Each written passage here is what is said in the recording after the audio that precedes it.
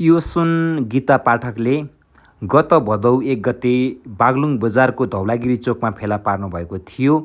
फेला परेको यो सिक्रीलाई उहाँले जिल्ला प्रहरी कार्यालय बागलुङमा लगेर बुझाउनुभयो र जिल्ला प्रहरी कार्यालय बागलुङमा सुनको सिक्री हरायो भनेर विभिन्न व्यक्तिहरू आउनुभयो, तर यो उहाँहरूको सिक्री हो भन्ने प्रमाणित भएन।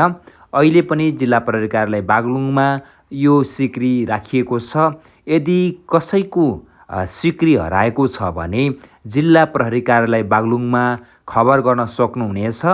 यदि समयमा तपाईहरूले आफ्नो हराएको सिक्री प्रमाणसहित जिल्ला प्रहरी कार्यालयमा जानु भएन भने यो सिक्री राज्य कोषमा चाहिँ जानेछ। त्यसले गर्दाखेरि समयमै जिल्ला प्रहरी कार्यालय बागलुङमा सम्पर्क गर्न सक्नुहुनेछ। मेरो नाम गीता पाठक। म गत भदौ 1 गते 30 भन्दा अगाडि भदौ 1 गते बागलुङ बजारमा पैदल हिँड्ने क्रममा लगभग समय 11 बजेतिर होला, त्यति बेला सुनको सिक्री फेला पारेर तत्कालै जिल्ला प्रहरी यताउता दायाँ बायाँ 5 मिनट पनि नगरिकन जिल्ला प्रहरी कार्यालयमा ल्याएर बुझाएको थिएँ। त्यति बेला केही पनि चेकसेक केही पनि गरिन, सुन हो कि होइन भनेर छुट्याइएन। सुन हो भनेर त ल्याएर 90% सुन हो भनेर ल्याएर बुझाइयो, तर फेरि सुन पसलमै गएर चेक जाँच गरिएन। म 12औं दिनको दिन आएर चेक जाँच गरियो, गर्दा सुन नै रहेछ। अनि त्यस पछाडि त्यही दिन गरौँ कि भनेको कहीँ कतैबाट निवेदन आउँछन् कि 2-4 दिन पर्खम भन्नुभयो। पर्खम भन्ने क्रममा फेरि त्यति बेलै विद्यार्थी आन्दोलन भयो।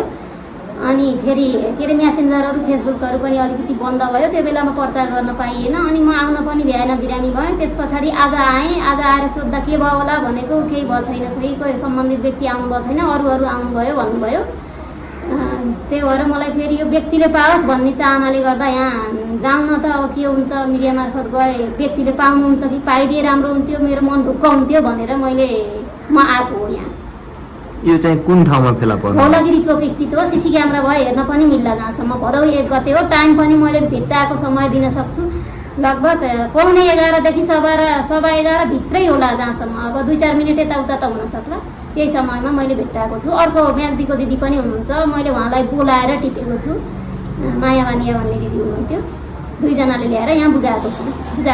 गीता पाठक म्यामले असाध्यै इमान्दारिता प्रदर्शन गर्नुभयो, सच्चा नागरिकको परिचय दिनुभयो।